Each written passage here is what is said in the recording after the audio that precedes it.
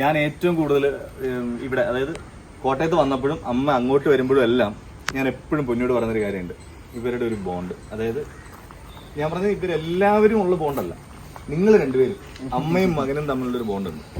അത് കിടിലമാണ്. കിടിലോന്നൊക്കെ പറഞ്ഞാൽ വെറുതെ ഇങ്ങനെ പറയാൻ വേണ്ടിയിട്ട് പറയുന്നതല്ല, കിടിലമാണ്. ഞാൻ ക്യാമറ അങ്ങോട്ട് തിരിച്ച് ഒരാളെ വഴി പോകുന്നുണ്ട്.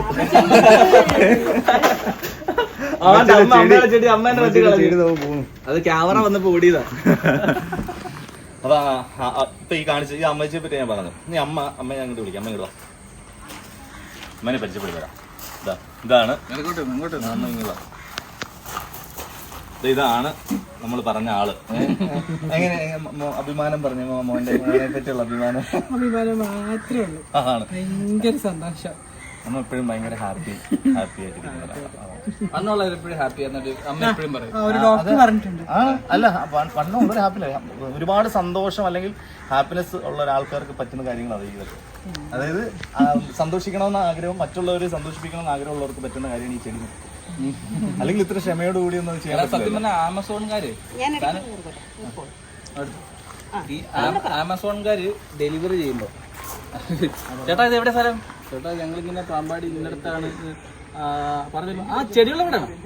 ആ ചെടിയുള്ള വീട് അവര് ഇപ്പൊ ഞങ്ങളില്ലാത്തപ്പോ ചെടിയുള്ള വീടെന്ന് അവർ എഴുതി അറിയാത്ത വല്ല ഡെലിവറി പാർട്ട്നേഴ്സ് അവർക്ക് ചെടിയുള്ള വീടെന്ന് എഴുതിയിട്ടാണ് കവറിന്റെ മുകളിൽ അങ്ങനെ എഴുതിയിട്ടുണ്ടായിരിക്കും. അതിങ്ങനെ എടുത്ത് നോക്കുമ്പോ അമ്മ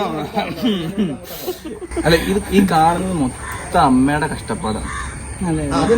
മൊത്തം അമ്മയുടെ കഷ്ടപ്പാടാണ്. കാരണം ഞങ്ങൾ ഇവിടെ ഇല്ലാത്തപ്പോ ഇവിടെ നിന്ന് ഒറ്റയ്ക്ക് ചെയ്ത് കൂട്ടുന്ന കാര്യങ്ങൾ നമ്മൾ ആ പടം ചെയ്ത് കൊടുക്കുന്നത് വെച്ചാൽ അമ്മയ്ക്ക് ചട്ടി ആവശ്യമുള്ളപ്പോൾ മേടിച്ചു കൊടുക്കും.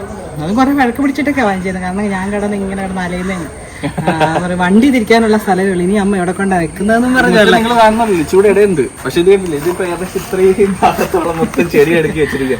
അതെ അങ്ങനെ ഞാൻ എൻ്റെ കുഞ്ഞുങ്ങളില് രണ്ടുപേരില് ഒരുപാട് സന്തോഷം. കാരണം അവരതുപോലെ സന്തോഷം എനിക്ക് തരുന്നുണ്ട്. കെയർ ചെയ്യുന്നതും ഒരുപാട് ഹാപ്പിനെസ് തരുന്ന മക്കളാണ്. അതിനിടയ്ക്ക് ഒരു കോള് വന്നു, അത് അങ്ങോട്ട് കോളിന് പോയപ്പോഴത്തേക്കും പല സീരിയലിലും പോയിട്ടുണ്ടെങ്കിലും സാന്ത്വനത്തിൽ വന്നു കഴിഞ്ഞാൽ എനിക്ക് ഇതുപോലുള്ള മക്കളെ കിട്ടിയത് അതെനിക്ക് ഭയങ്കര കിട്ടിയില്ലേ. എനിക്ക് അങ്ങ് ഭയങ്കര ഈ കുഞ്ഞുങ്ങളെ രണ്ടുപേരെ എനിക്ക് മറക്കാൻ പറ്റത്തില്ല. തിന്ന ബീഫിന്റെ നന്ദി. അമ്മ അടിപൊളി ഫുഡൊക്കെ ഉണ്ടാക്കി കൊടുത്തുവിടും ഞങ്ങൾക്ക് അങ്ങോട്ട്. മീൻകറിയൊക്കെ വെച്ചിട്ട് ബിബി ഷെഡ്യൂൾ കഴിഞ്ഞിട്ട് അടുത്ത ഷെഡ്യൂൾ സ്റ്റാർട്ട് ചെയ്യുമ്പോഴത്തേക്ക് വരുമ്പോ മീൻകറി കൊടുത്തു വിടും. ബീഫ് അത് തന്നെ തേങ്ങാക്കൊത്തൊക്കെ ഇട്ടൊരു ബീഫ് വരച്ചതല്ലേ. അമ്മ എല്ലാ സാധനവും ഉണ്ടായിരുന്നു കേട്ടോ. ഇന്ത്യനും ചൈനീസും ഞങ്ങൾ പിസാരുണ്ടാ പറയോ കുറെ നാളായാലും. എല്ലാ ആൺമക്കളും അമ്മമാരോട് ഒരു പ്രത്യേക സ്നേഹമുള്ള അങ്ങനെ ഞാൻ കണ്ടിട്ടുള്ളത്. പക്ഷെ ഞാനിവിടെ അതിന്റെ ഒരു എക്സ്ട്രീം കണ്ടിട്ടുണ്ട്. അതായത് കൂടുതലും എൻ്റെ പ്രായത്തിൽ അല്ലെങ്കിൽ ഒരു എന്നൊക്കെ ഇളയ പ്രായത്തിലുള്ള ആൺപിള്ളേരൊക്കെ ഏറ്റവും കൂട്ടുകാരുടെ കൂടെ ആയിരിക്കും അവർ പുറത്ത് പോയി സമയങ്ങൾ സ്പെൻഡ് ചെയ്യുന്നത്. ഞാൻ ഇവനിൽ മാത്രം കണ്ടിട്ടുള്ള ഒരു ഭയങ്കര ക്വാളിറ്റിയാണ് അമ്മച്ചി. അതായത് ഇവർ ഫസ്റ്റ് ഇപ്പം ഷെഡ്യൂൾ കഴിഞ്ഞിട്ട് പിന്നെ കാണുന്ന ഒരു ദിവസം ഉണ്ടല്ലോ, അവന്റെ സ്നേഹപ്രകടനം അടിപൊളിയാണ്.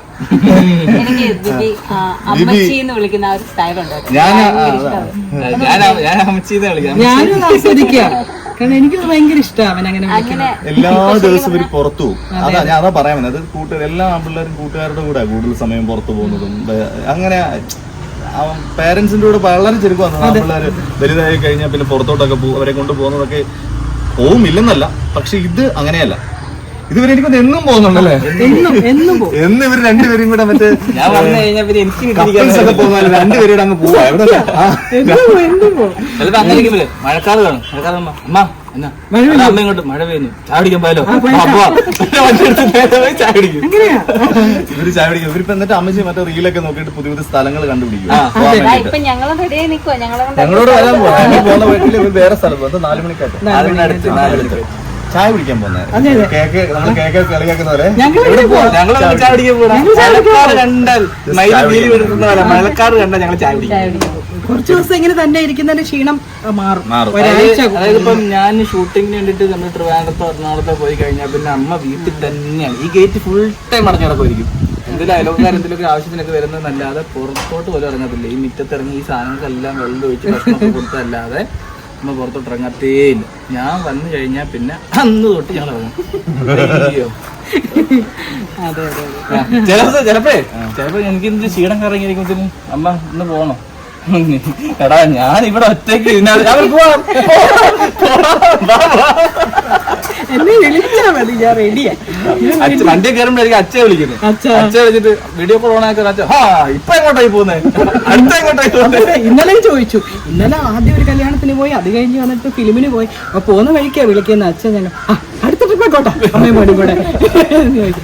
പൊക്കോ അച്ഛൻ പറയും പൊക്കോ. എനിക്ക് നിങ്ങൾ രണ്ട് മാത്രമല്ലേ ഉള്ളൂ, ചേട്ടനപ്പം അച്ചാച്ച വന്നു കഴിയുമ്പോഴത്തേനും അച്ചാച്ച കൂടെ കൂടും നമ്മുടെ പോകാനെടുക്കാനൊക്കെ ആയിട്ട് കൂടുതലും പള്ളികള് അങ്ങനെ ചില സ്ഥലങ്ങളുണ്ട്. അങ്ങനെയൊക്കെ പോയി കുറച്ച് സമയം ഇരുന്നു റിലാക്സ് ചെയ്ത് വരും. വീട്ടിൽ വന്നു കഴിഞ്ഞാൽ അമ്മച്ചി വാരി കൊടുക്കണം. വാരി കൊടുക്കും. അത് മൂത്തകൾക്കും വാരി കൊടുക്കും. രണ്ടുപേരും എന്റെ അച്ഛൻ വരുമ്പോ അച്ഛായിരിക്കും. അതെ അതെ. ഇത്ര ഒരു പാത്രം ഉണ്ട്, വലിയൊരു അണ്ടാവ് പോലത്തെ പാത്രം, വിളക്കിന്റെ കടയിൽ തട്ടില്ല, അതൊന്നും സാധനമുണ്ട്. ഇങ്ങനത്തെ അതിനകത്ത് മൊത്തം കറിക്കാട്ടിരിക്കും. ആ നമ്മ ഇങ്ങനെ കുഴച്ച് തരുമ്പോ 3 പേർക്കും വാരി കൊടുക്കും. 3 പേർക്കും ആഹാരത്തിന്റെ സ്വാദ്. പിന്നെ ചില ദിവസം ഞാൻ തന്നെ കഴിച്ചുള്ള ഇന്ന് തന്നെ കഴിക്കട്ടെ, ഞാൻ തരാം. എന്താന്നറിയാ, ഇഷ്ടമില്ലാത്ത കറി കാണും, നിർബന്ധിച്ച് വാരി കൊടുക്കും. കാരണം ഇഷ്ടമില്ലാത്തതാണെങ്കിൽ അത് മാറ്റി വെക്കും. ഇങ്ങനെ ചില വെജിറ്റബിൾ അതപ്പോ വാരി കൊടുക്കുമ്പോ അറിയത്തില്ലല്ലോ, അതങ്ങ് ചെന്നോളുമല്ലോ, അപ്പൊ വാരി കൊടുക്കും. അങ്ങനെയൊക്കെ ഒരു സുന്ദരിയുടെ ഫോട്ടോ ഉണ്ടായിരുന്നു.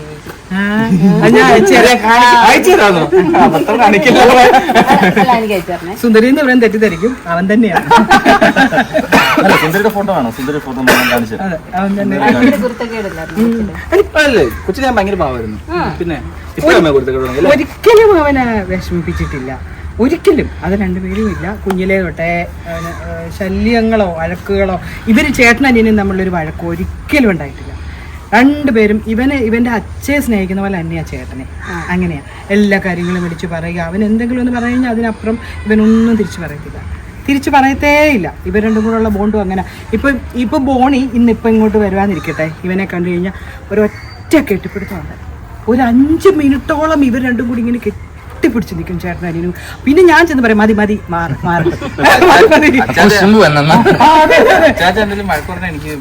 ഭയങ്കര വിഷമം. വഴക്കവൻ പറയാറില്ല, ചില കാര്യത്തിന് ചിലപ്പം പറയടാ അത് ശരിയല്ല അതിങ്ങനെയാണ്. ഇല്ല, പിണങ്ങിയിരിക്കത്തില്ല. ഒരു ദിവസം വയ്യാണ്ട് വന്നപ്പോഴത്തേക്ക്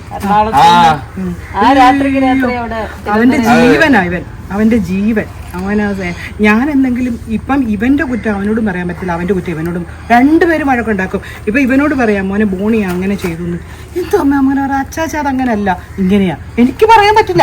ഇവന്റെ കുറ്റം അവനോട് പറഞ്ഞ അവൻ പറയും അവൻ അങ്ങനെ തന്നെ നേരെയാ ചെയ്യുന്ന, അമ്മ അതൊന്നും ശ്രദ്ധിക്കാൻ പോണ്ട, അവൻ കറക്റ്റ് ആയിട്ടാ പോകുന്നതെന്ന് പറയും. ഞാൻ പിന്നെ മിണ്ടാതിരിക്കുക. എനിക്ക് പനിയായിട്ട് കഴിഞ്ഞതിന്റെ മുമ്പിൽ ഷെഡ്യൂളായിരുന്നു. നല്ല പനി, ഹൈ ടെമ്പറേച്ചർ, ഇൻഫെക്ഷൻ ഒക്കെ ആയി കഴിഞ്ഞപ്പോഴത്തേനും ലൊക്കേഷനിൽ വരും. ലൊക്കേഷനിൽ എനിക്ക് മറ്റേ സലാഡും ചൂടുവെള്ളമൊക്കെ ആയിട്ട് ഫുൾ ടൈം കൂടെ ഉണ്ടായിരുന്നു. അതെ, കുഞ്ഞു പിള്ളേരെ അവന്റെ മക്കളെ നോക്കുന്നവനെ ഞാൻ നോക്കുന്നത്. അങ്ങനെയാ, മക്കളെ പോലെ അന്യ. അതൊക്കെ ഒരു ഭാഗ്യം തന്നെയാണ്, എന്റെ വലിയൊരു ഭാഗ്യം. വേറൊന്നും വേണ്ട, ഇത് മതി. എന്റെ കുഞ്ഞുങ്ങളുടെ ഇത് മതി. ഒരു കെട്ടിക്കേറി വരുന്ന പണ്ട് പറയില്ലേ, പിന്നെ ഇത്രയും ബോണ്ടായിട്ട് നടക്കുന്ന ഒരാൾ ഇപ്പൊ എല്ലാം കല്യാണം കഴിപ്പിക്കണം. പിന്നെ അടുത്ത വർഷം എന്തായാലും കെട്ടിക്കും. അപ്പൊ അവൻ കുറച്ചുകൂടി പറഞ്ഞു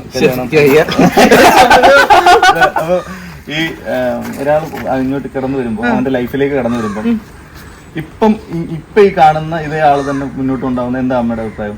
അല്ല, അതെനിക്കറിയാം. കാരണം അവന് കല്യാണം കഴിഞ്ഞ് വന്നു കഴിയുമ്പം ഇപ്പോൾ ഈ കാണിക്കുന്ന പോലെ ഫുൾ ടൈം എന്നെ കൊണ്ട് പുറത്തു പോകാനും എൻ്റെ കൂടെ കിടക്കാനും ഇതൊന്നും അവന് പറ്റത്തില്ല. അതെനിക്കറിയത്തില്ല. ഞാൻ ആ ജീവിത സാഹചര്യം കഴിഞ്ഞ് വരുന്നല്ലേ. അപ്പൊ ഞാൻ അതിനുള്ള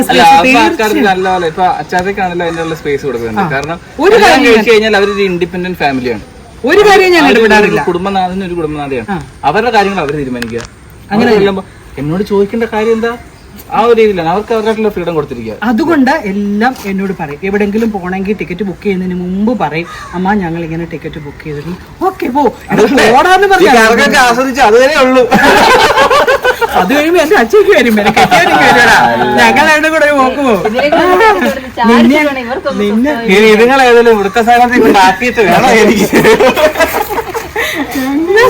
ഞങ്ങൾ രണ്ടും പിന്നല്ലേ അങ്ങോട്ട് ഹണിമൂൺ തുടങ്ങുമോ. അച്ഛൻ ഒരു ജൂൺ ജൂലൈയിലൊക്കെ ആവുമ്പോഴത്തേക്ക് ഓക്കെ, അപ്പം കുടുംബ വിശേഷങ്ങളും കാര്യങ്ങളൊക്കെ ഇനിയിപ്പം 1-2 സാധനം കൂടെ ഇതിനോട് എനിക്ക് ചോദിക്കാനുണ്ട്.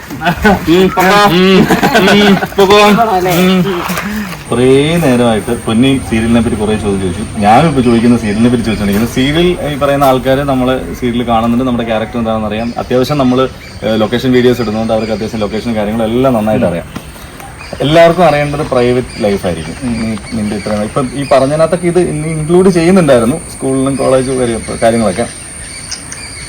പ്രണയം ഉണ്ടോ ഇല്ലയോ? കുറച്ച് മുമ്പ് ഇങ്ങനെ ഇല്ല അവിടെ ഇവിടെയും തൊടാതെ ഒരു ഉത്തരമാണ് ഇപ്പൊ എനിക്ക് കൊടുത്തത്.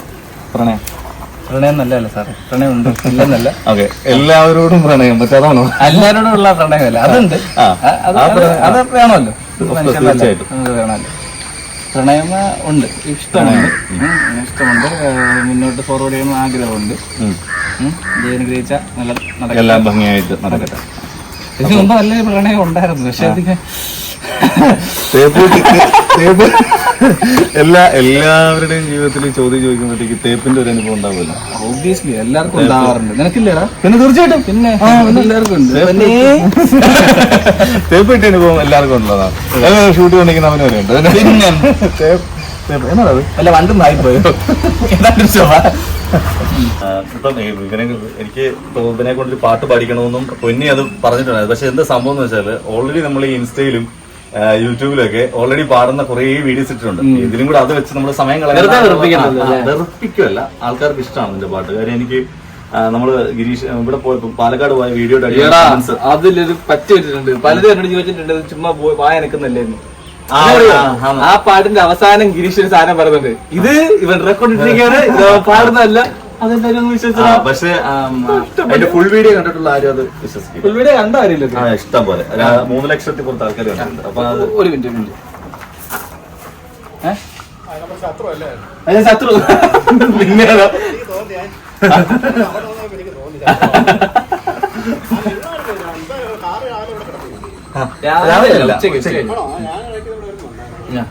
ഒരുപാട് ലെങ്ത് ആക്കിയിട്ട് ആൾക്കാർക്ക് ബോറടിക്കണ്ടല്ലോ. ഞാൻ ഗിരീഷിനോട് സംസാരിച്ച കൂട്ടത്തിൽ ഗിരീഷിനോട് ചോദിച്ചൊരു ചോദ്യം, ഇൻഡസ്ട്രിയിൽ നീ ഇൻഡസ്ട്രിയിൽ വരുന്നതിന് മുമ്പോ അല്ലെങ്കിൽ വന്നതിന് ശേഷമായാലും നമുക്ക് പ്രണയത്തിന്റെ കാര്യമൊക്കെ പറഞ്ഞു, എന്നാലും ഇൻഡസ്ട്രിയിൽ ആരോടും ക്രഷ് തോന്നിയിട്ടുണ്ടോ? ഇല്ല, ഒരാളോട് തോന്നിയിട്ടില്ല. എനിക്കങ്ങനെ ആരെയും പരിചയമില്ലായിരുന്നു. പരിചയം എന്നല്ല, ഇപ്പൊ അങ്ങനെ സ്ഥിരം ഞാനൊരു വ്യൂവറായിരുന്നു, അങ്ങനെയൊന്നുമില്ല. ഇൻഡസ്ട്രിയിൽ എനിക്ക് അങ്ങനെ ആരോടും ഇതുവരെ തോന്നിയിട്ടില്ല. അതായത് പണ്ട് നമ്മൾ സിനിമ കണ്ടുകൊണ്ടിരിക്കുമ്പോഴത്തേനും എനിക്ക് കഥാപാത്രം അല്ലെങ്കിൽ കാവ്യമാധവനെയൊക്കെ ഭയങ്കര ക്രഷ് ഉണ്ടായിരുന്നു. ഇഷ്ടപ്പെട്ട നടി അല്ലാതെ ഇഷ്ടപ്പെട്ട നടി സിനിമ അത് സത്യം പറഞ്ഞാൽ ഇപ്പൊ ഡിപ്പെൻസ് ആണോ മറ്റേ ഓരോ ടൈപ്പ് ഓരോരുത്തർക്ക് ലാലേട്ട ഫാനാണ് ഞാൻ. ഓ എന്ത് ചെയ്യാ മറ്റേ ഇത് താടിങ്കത് ആത്തിന്റെ പ്രശ്ന തുടരുന്നുണ്ടോ? പിന്നെ രണ്ടു തവണ കുറേ ചോദ്യങ്ങൾ ചോദിച്ചു പൊന്നി. ഞാൻ വളരെ കുറച്ച് ചോദ്യങ്ങളേ ഉള്ളൂ എന്റെ കയ്യിൽ. അപ്പൊ അതൊക്കെ ചോദിച്ചു കഴിഞ്ഞു. ഇനി കുറെ കാര്യങ്ങൾ അറിയാനുണ്ട്. എല്ലാം കൂടെ നമ്മൾ നീട്ടി വലിച്ചിട്ട് ഒരു ഇന്റർവ്യൂ ആക്കിയിട്ട് അവസാനം നിങ്ങൾക്ക് ബോറടിക്കണ്ടല്ലോ. അതുകൊണ്ട് നമ്മളിവിടെ ചുരുക്കുകയാണ്. ബാക്കി അറിയാനുള്ള കാര്യങ്ങൾ ഇതേപോലെ നമ്മൾ സാന്ത്വനത്തിന്റെ 1000 എപ്പിസോഡ് ആഘോഷിക്കുന്ന സമയത്ത് നമ്മൾ വീണ്ടും ഒരു ഇന്റർവ്യൂ എടുത്തിട്ട് പൊട്ടിക്കും. അപ്പോഴത്തേക്ക് നമ്മൾ പുതിയ ചോദ്യങ്ങളും പുതിയ ഉത്തരങ്ങളും ഒക്കെ ആയിട്ട് ഞങ്ങൾ വരാം. അപ്പൊ എന്തായാലും ഞങ്ങൾ ഇവിടുന്ന് ഇറങ്ങാൻ പോവാം. അമ്മച്ചേക്ക് റെഡി ആയി നിൽക്കുന്നു. ശരി, ഞാൻ ഈ ഇന്റർവ്യൂവിന്റെ മുമ്പ് വേറൊരു വീഡിയോ ഇട്ടിട്ടുണ്ട്, യൂട്യൂബിൽ കയറി നോക്കുക. അതിനകത്ത് ഈ വീടും ഇവിടുത്തെ ചെടികളും ഇവിടുത്തെ അമ്മ വളർത്തുന്ന കുട്ടികളെല്ലാം ഇൻട്രോ ഇൻട്രോ അത് ആ വീഡിയോ നിങ്ങൾ കണ്ടുകഴിഞ്ഞാൽ മനസ്സിലാവും. ആ വീഡിയോ ഒന്ന് കണ്ടു നോക്കുക. അപ്പൊ നിങ്ങളുടെ ആകാശ് എങ്ങനെയാണ് വീട്ടിൽ എന്നുള്ളത് അതിൽ കാണാം. ഇതിപ്പോ ഭയങ്കര എന്താ പറയുക, നമ്മളുടെ സംസാരം മാത്രമേ ഉള്ളൂ. വീടും പരിസരവും വീടിനുള്ളും ഈ ചെടികളും വിശേഷങ്ങളും എല്ലാം ഇതിന് മുമ്പ് ഞാനൊരു വീഡിയോ ഇട്ടിട്ടുണ്ട്, അതൊന്ന് പോയി കാണാം. അപ്പൊ എന്തായാലും നിങ്ങൾ എല്ലാവരും ഏഷ്യാനെറ്റിൽ വൈകുന്നേരം 7 മണിക്ക് സാന്ത്വനം കാണുക. അഭിപ്രായങ്ങൾ പറയുക. എന്തെങ്കിലും അഭിപ്രായങ്ങൾ ഉണ്ടെങ്കിൽ എന്തെങ്കിലും കമന്റ് ബോക്സിൽ വന്ന് നിർത്തിക്കോ. ചോദ്യങ്ങളും ഉത്തരങ്ങളും എല്ലാം അതിൽ തന്നെ ഉണ്ടാവും. രണ്ടും മറുപടി തരുന്നതായിരിക്കും. അപ്പൊ എല്ലാവർക്കും bye bye bye bye bye bye.